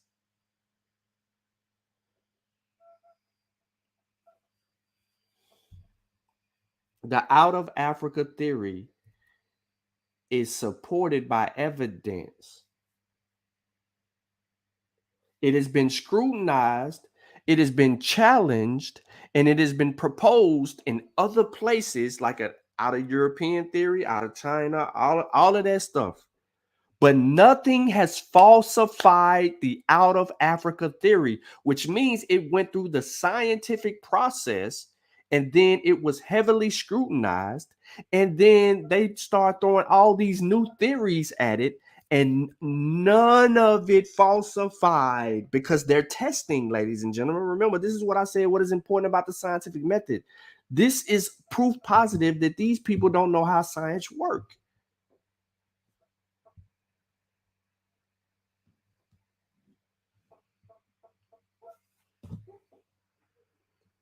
This is proof that they don't know how science works, and therefore they conform to a belief. So they have a lack of comprehension and understanding for science. They have to totally listen. They have to totally reject the out of Africa theory, right? They have to totally reject it, and then they ain't got no evidence for what they believe. None, zero, zilch, no supportive evidence. We don't want to subscribe to Darwinian theory. You understand what I'm saying? We got 163 people in here, man. Share the live stream. This is only the beginning. We ain't even got started. That's a lot to get into. There's gonna be some heavy information. I'm gonna try to let it go through as fluid as possible. But I do want to keep reiterating, man. Shout out to everybody. All we need is 38 more people to send in a $3 Cash App donation to reach. Bruh, we need a $3 Cash App donation for Chavis Cali converter. We need a $20. All we need is 20 people to send in $20 to Chavis Cash App. $20 to Chavis Cash App. Come on. Chavis, drop the Cash App in the chat. They can donate to the Aboriginal Power Guy. They can give you $20 a piece. Come on, man. They can go over there and get misled get led astray. Come on, man. To go. All right, all we need is 38 more people to send in a $3 cash out, and we reach the goal. You guys, shout out to everybody in the building. Shout out to all the American Aborigines. Peace and blessings to you guys and your family. And let's continue this beautiful information. I'll show you in a minute. Shout out to everybody that's in the building. You know what I'm saying? Go ahead and start. Which was based on eugenics. Eugenics is one group of people controlling the evolutionary destiny of another. That is not what eugenics is. It is not the foundation of what Charles Darwin proposed. That has nothing to do with Darwin. Eugenics has nothing to do. It's a pseudoscience, y'all. Blame Darwin cousin and his fringe work to try to perpetuate something to save Charles Darwin because they were calling him the monkey lover. We all know what this is about.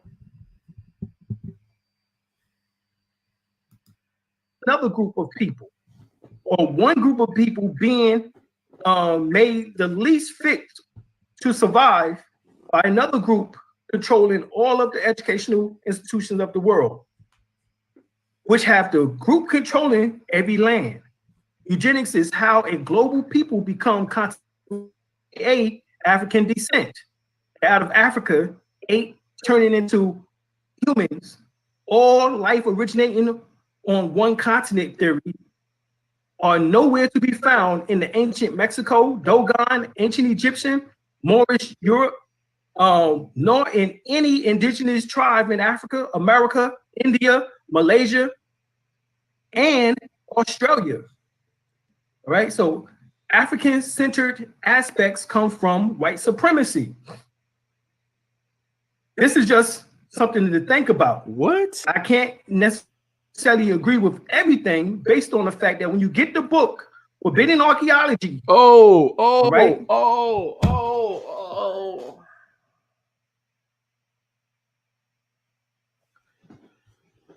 Hold on. I can't be watching this by myself. This dude just said, get the book Forbidden Archaeology, y'all. Forbidden Archaeology? What? Now, even Abbo's got newspapers in their presentations. I wonder where they came from. And he got the wrong newspapers. Yo, this dude put up a Forbidden Archaeology. Yo, for real. The Hidden History of the Human Race by Michael Cremore and Richard L. Thompson. In the book, it says a groove sphere from the pre-Cambrian South African miners have found hundreds, over 200, of metallic spheres well underground, at least one of which had 3 parallel grooves running around its equator. According to scientists, the spheres are found in phorophylic rock, which is mined in West Transvaal, South Africa, which is 2.8 billion years old. The spheres are not natural objects and their origin is unknown. They obviously was created by intelligent beings. Of course they were, because who the hell was smelting metal 2.8 billion years ago? You know how much? Nobody was doing that. Nobody was doing that.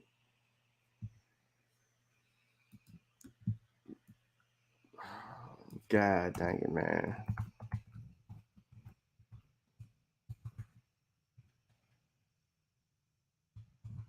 This is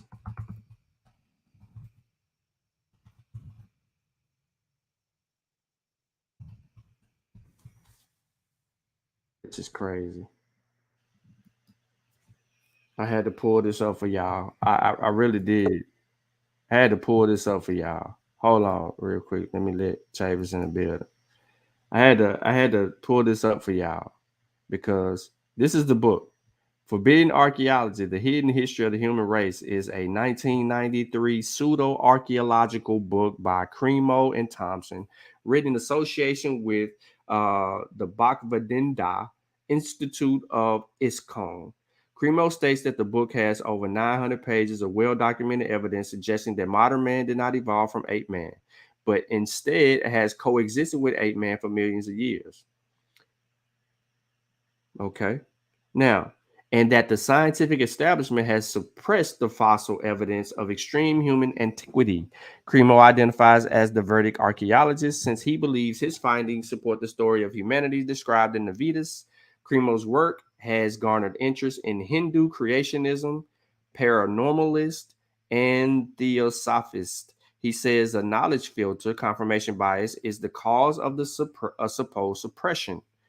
The book has attracted attention from some of mainstream scholars such as Hindu creationists, paranormalists, scholars of mainstream archaeology and paleoanthropology have described it as pseudoscience. Scholars of mainstream archaeology and paleoanthropology describe it as pseudoscience. So what you're saying is it ain't just us calling it pseudo. That's what you're saying right now. We ain't just making this up. Yeah, it ain't just us calling it pseudo, my brother. The experts in the field of paleoanthropology and anthropology, and you know what I mean, are also calling the book pseudo. Okay, that's duly noted. Duly noted. Okay.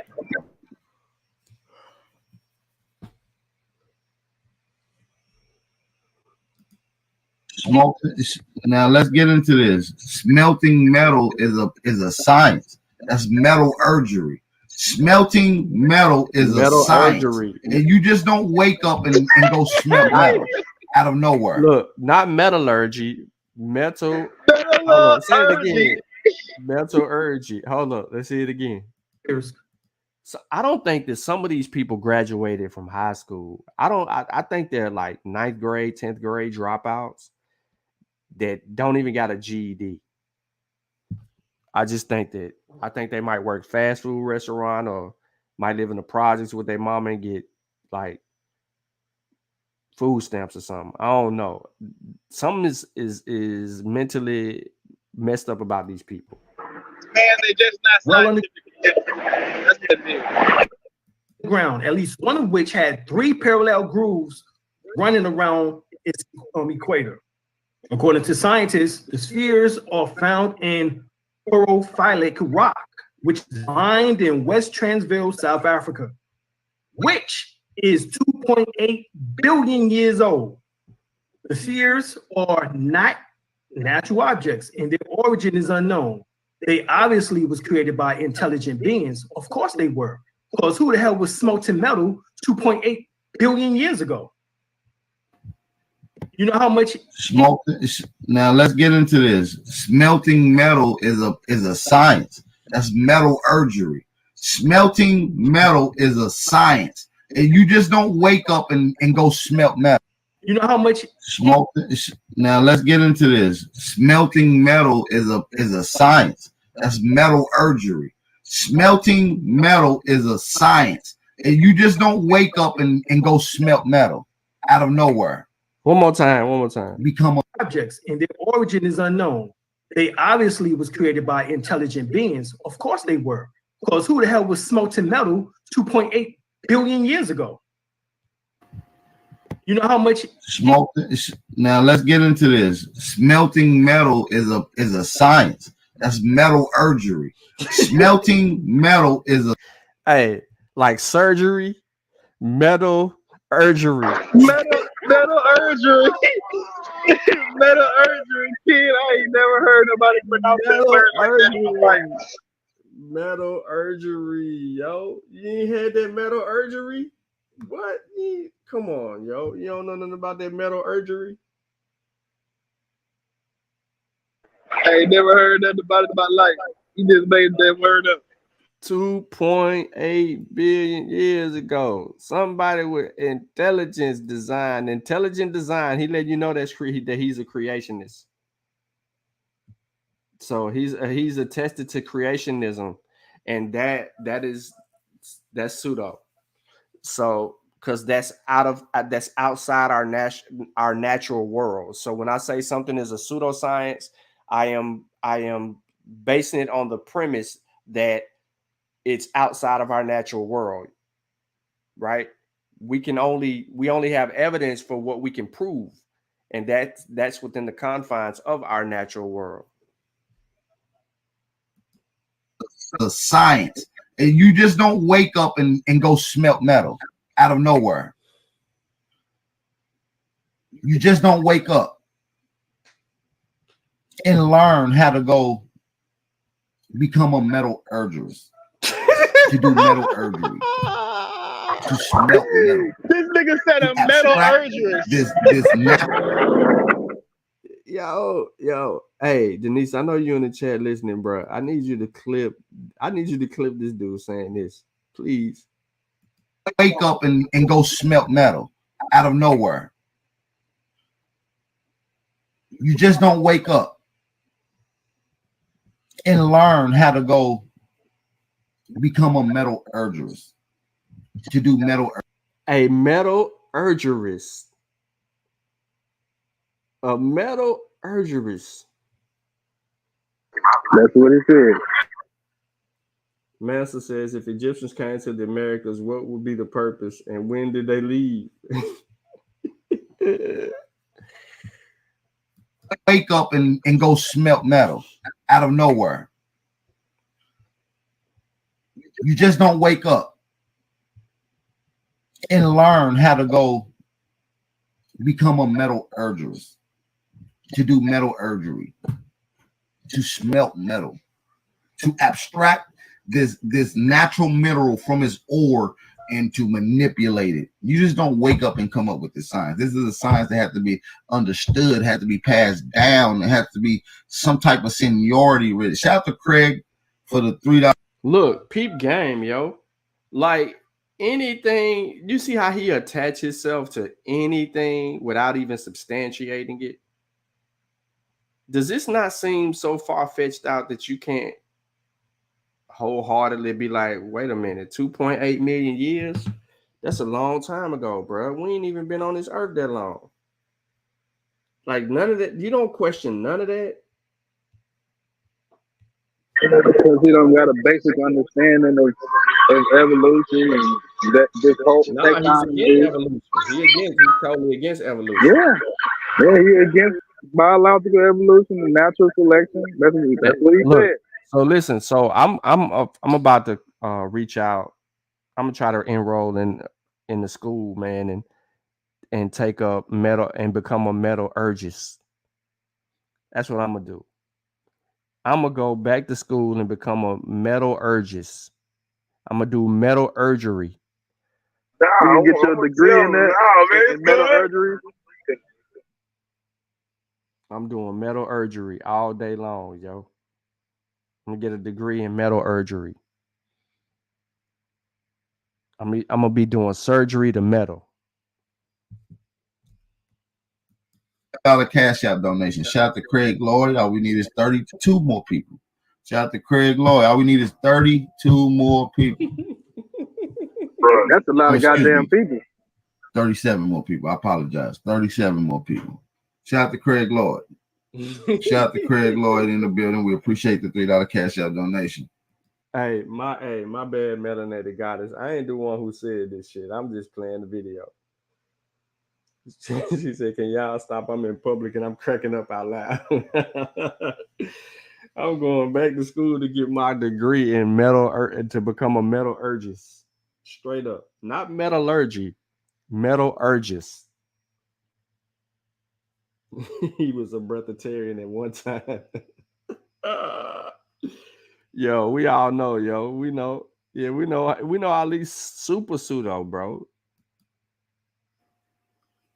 It takes a lot of fire to mold metal. Yes, and certain metals need certain temperatures, but at least you need at least 1100 degree temperatures for the average metal. Now, we're not talking about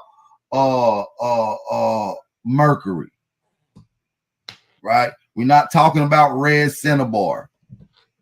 if you any of y'all those if y'all into the metals and things like that, we don't need certain amount of heat to manipulate those metals. But for the average metal, for the average metallic mineral that's natural, you need at least 1,000 degrees to start manipulating. Shout out to everybody in the building. All right. If y'all understanding where this is going, where we got to challenge the mainstream knowledge. Like he said, they might find something in America that goes back 300 million years old. They'll take off 4 to 5 to 6 zeros, and now it only says 3,000 years. You see what I'm saying? Hold on. Where is the evidence of that bullshit? Where is the evidence for that? He said they will find something 300,000 years old and take off the zeros and say 3,000. What the fuck? Does he not understand that it is a wave of people in the Americas that actually want to be the first people to be on an archaeological dig and uncover human remains that go back beyond 100,000 years, 200,000 years for Homo sapiens sapien? Don't you know that these archaeologists want to be the first? Once they uncover something like that, that tells a whole nother historical story that has to be explained. But they can't find the evidence of that. That's why we have these datings that go back 9, 10,000, 13,000 years in South America. That's duh.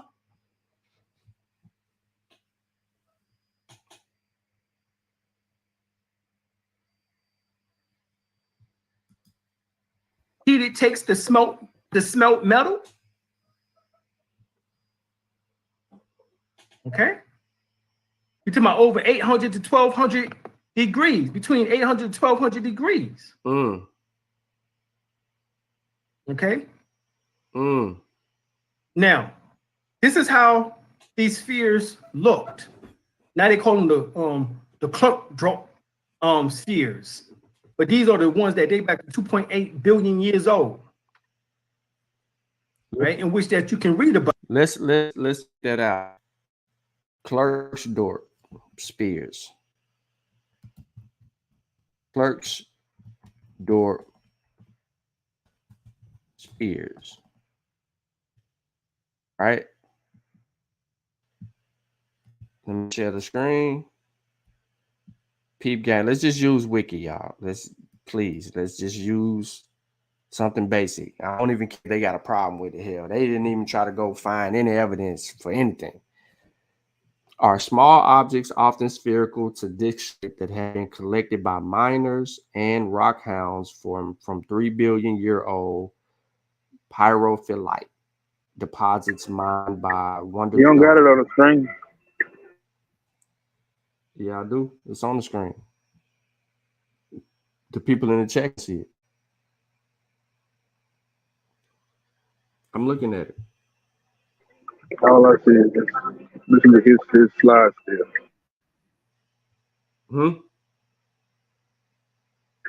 I still see his slide. Well, maybe if you're looking at your YouTube on your phone, you need to hit live, bro. I'm on StreamYard with you. I can't look at you.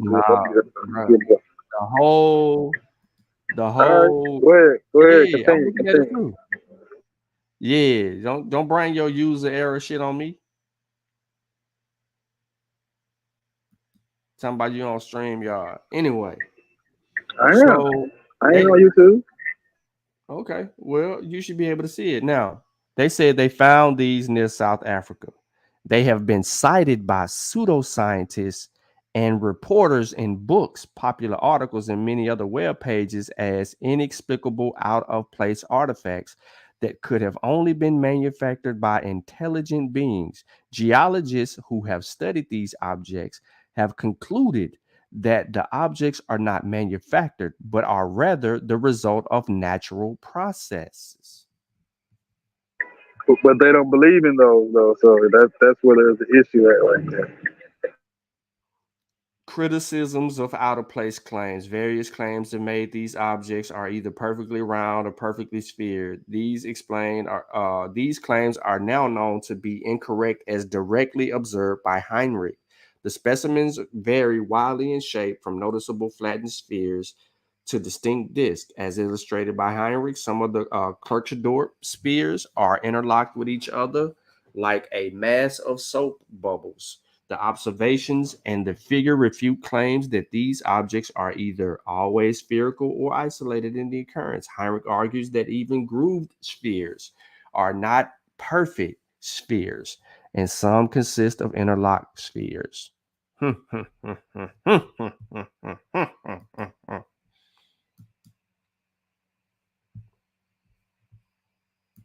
Wow. So Now listen, this is some deep shit right here. And I want everybody to pay attention to this, man. I need everybody to pay attention to this information. This is the stuff that they put away. Wake up, man. This is the Wake and Bake show. I need y'all to wake up for this one. This is the shit that they try to hide from mainstream archaeology, you guys. They don't want you to know about this. They don't want you to know about the things that's going on in America. Let's continue, brother. Destiny. Yeah. Like, this is what we're trying to do here today. We're trying to get you to rethink. Another pseudo book. Humans have been walking the earth for hundreds of millions of years. Another pseudo book. The condensed edition of Forbidden Archaeology. He puts up another book.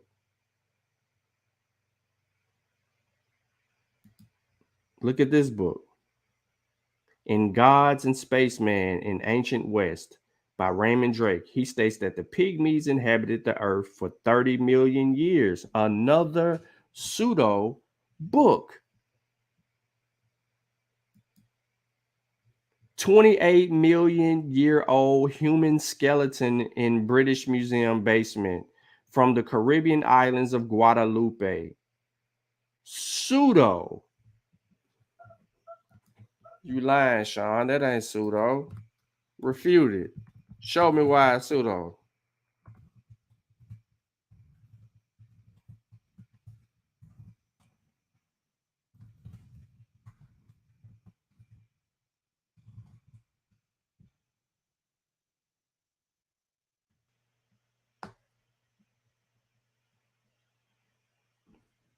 Is the Guadalupe woman 28 million years old?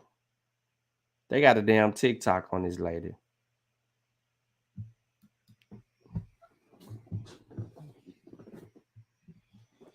Very little is known about the archaeological find and even the British archaeologists whose homeland this artifact is stored. I almost do not know anything about it, or at least it was stored because there was no news about this find many years. And moreover, two well-known photographers, final black and white, and was made aware of the early 20th century. The other was better quality and apparently was taken down.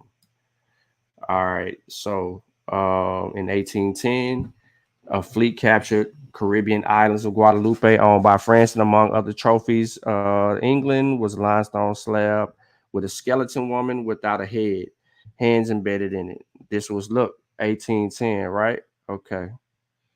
All right. Hold on, y'all. All these damn pop-ups, yo.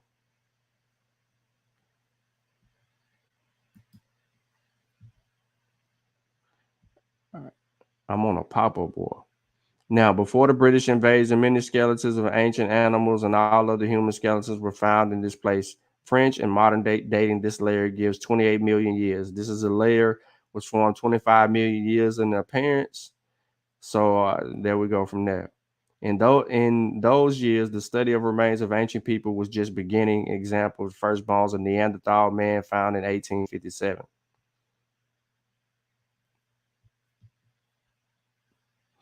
Okay, so here we go. Therefore, the ancient skeleton, even obscure dating, caused a lot of interest, became permanent part of the museum and the natural history.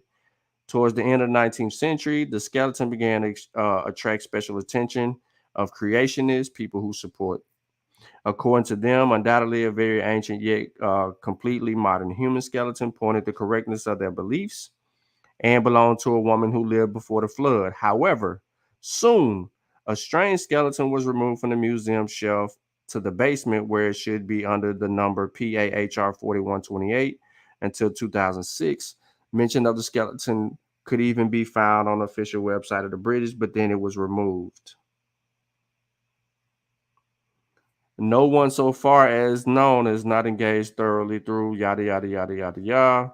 According to skeptics, the skeleton is a maximum from the 15th century AD, and it accidentally fell into a layer of limestone, possibly during an earthquake or a crack. As evidence, they point out the near rock of limestone there was old cemetery, and now this skeleton may indeed be a 15th century skeleton. However, it is not proven to be so. It could be as much older as 28 million years old. So I wanted to bring a article up that would support, I don't know what this is, that would support them. That is this place right here. All right. So then you have this source.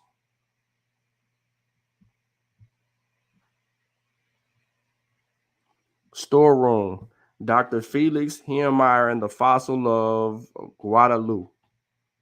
Okay.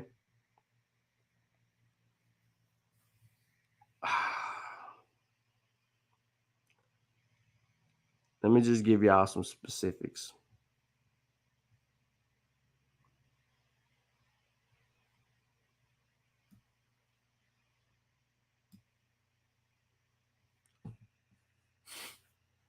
The site known as Morel is located on the northeast coast of Guadalupe. The site is still intact, but it is eroding constantly, revealing new finds. Exposed areas are excavated in the 60s and the 90s. Morel has produced multiple skeletons of burials, as well as pottery and stone artifacts deposited about 2,000 years ago. The burials are trapped in the beach rock that calcifies quickly, creating stone or fossil specimens. In 2005, the site became an archaeological park. Let's go further. Look at this. They got it. They got this stuff on Reddit. WordPress. The Lady of Guadalupe, a Miocene Homo sapien. The skeleton is not fossilized, a fact that has been known since 1814. I don't even want to get into that. Why you don't want to get into that?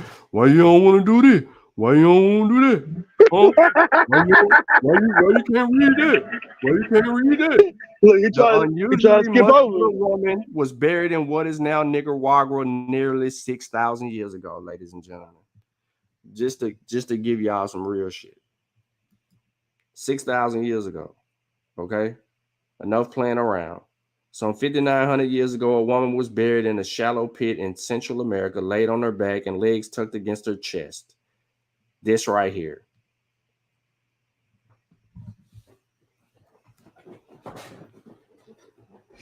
Like, let's quit playing, okay? I was having fun with y'all for a little bit.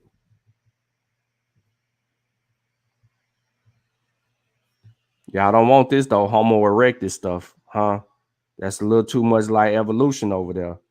Can't support that. But this is bad, bro.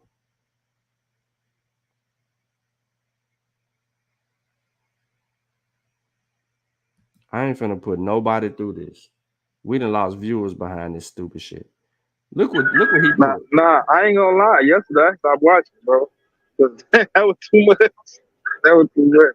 Big yesterday.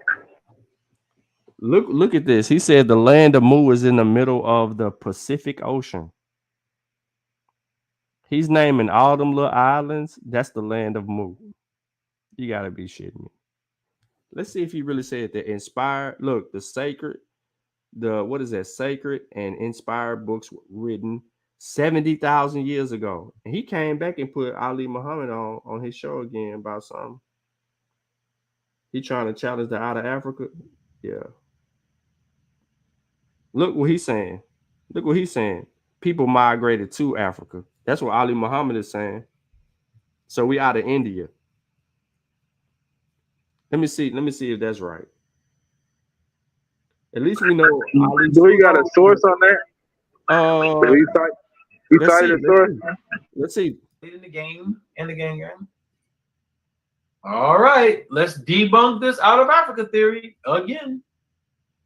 All right, they started debunking the out of Africa theory back in 2010, 11, 12. All the reports started coming out. I don't agree with any of these theories because I know where human beings come from, and they didn't come from. They didn't come from where these people are saying they came from. All right, so why you? Let's debunk this real quick. If you don't agree with them, we ain't gonna. Are you believers? Are you non-believers? Maybe you'll become believers. Let's see. The track marks also Homo sapien genetic exchange. We ain't got a source. Why are they doing this now? Because they knew that in their old model, Neanderthals translate this word right here. Freestyling with pictures. That's what you're saying. He freestyling with pictures. That's the Quran. Yeah. He freestyling.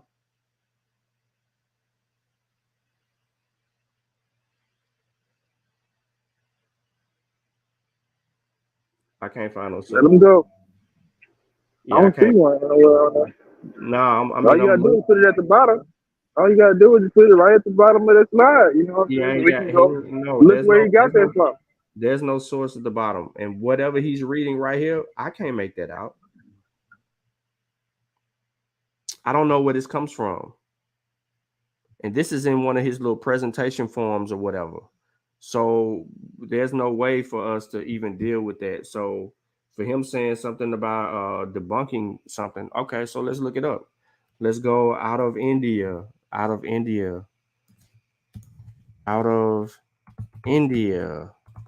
theory. Damn, they already got this debunked.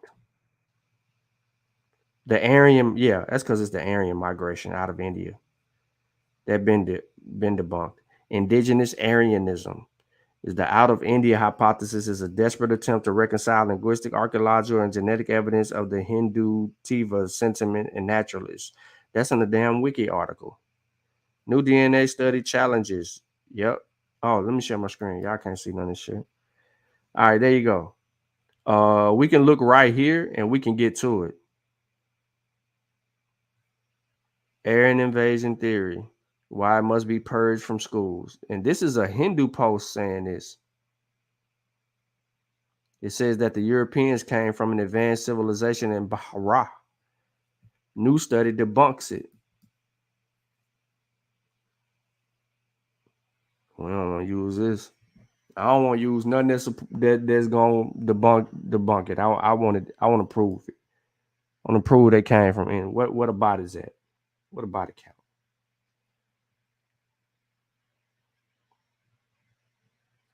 But y'all done heard Unc already argue this before, the Aryan model. So I don't know why this has come up again.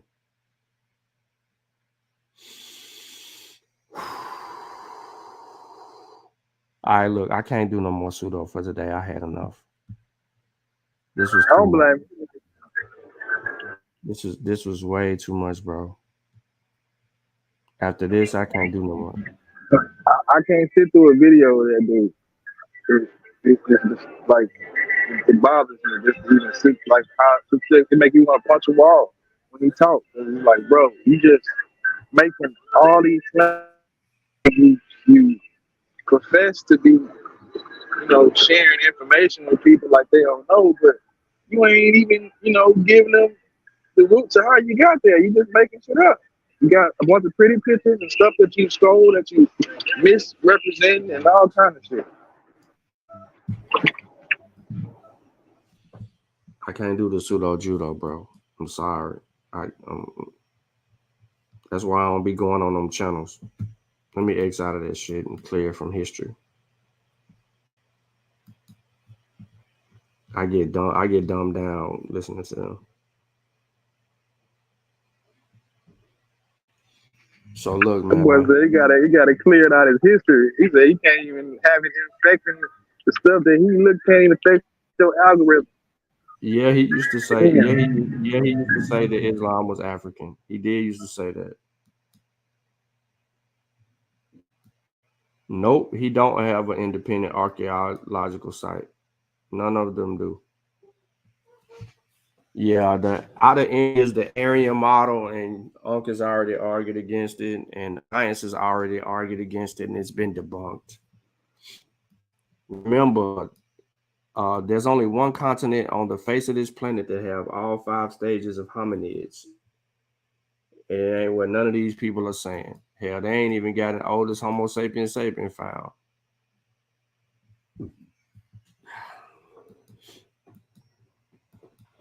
So again, this is an attempt by those dudes over there to act like that's what make it pseudo, because they trying to use science, right? The way that they want to use it, but they're using pseudoscience as a measuring stick to marginalize modern science, or minimize modern science, which was stupidity.